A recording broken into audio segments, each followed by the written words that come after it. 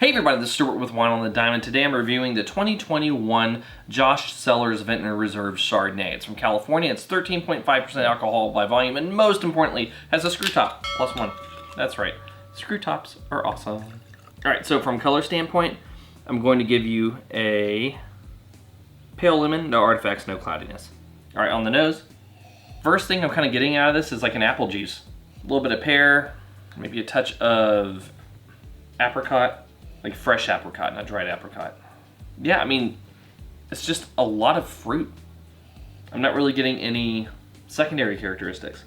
Anyway, how's it taste? Yeah, on the palate, it actually has a slight hint of sort of like a dried pineapple as well. So there is a little bit of like a tropical hit that's there.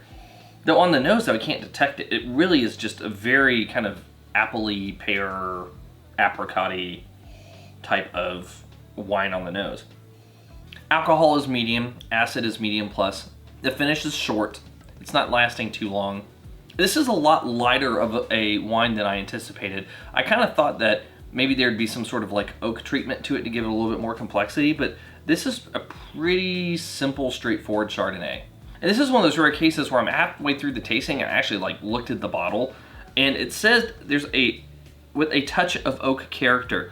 I'm not getting any oak on this whatsoever.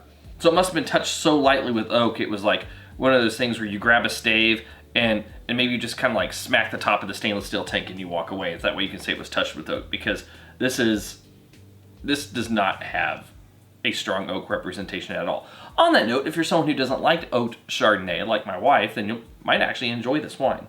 So anyway, how does it rate? We don't know until we get to the blick. So from a balance standpoint, I'm going to give you half a point, because this is more of like a medium-bodied, almost to a medium-minus-bodied Chardonnay. Whereas for Chardonnay, I kind of expect it to be like medium plus to like full-bodied, and I'm not really getting that here. As a result of that, when it goes from the mid-palate to the finish, it kind of tastes watery, and I don't necessarily like that. So I'm going to give it half a point. Length, short finish, 0.25. Intensity, medium on the nose, medium on the palate, so I'm going to go ahead and give you half a point. And in terms of complexity, it's pretty much primary fruit.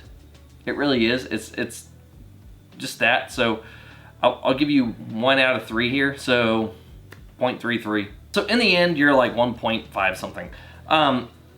My score for this one is going to be okay. However, though, if you're someone who doesn't like oak Chardonnay, then this might actually fall closer to good for you.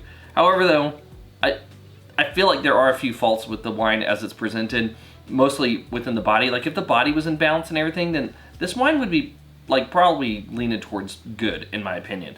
But the body feels like it's a little out of whack, and as a result, I'm just going to give it okay. Like I said, if you bought a bottle of it, it's not expensive, so it's not the end of the world.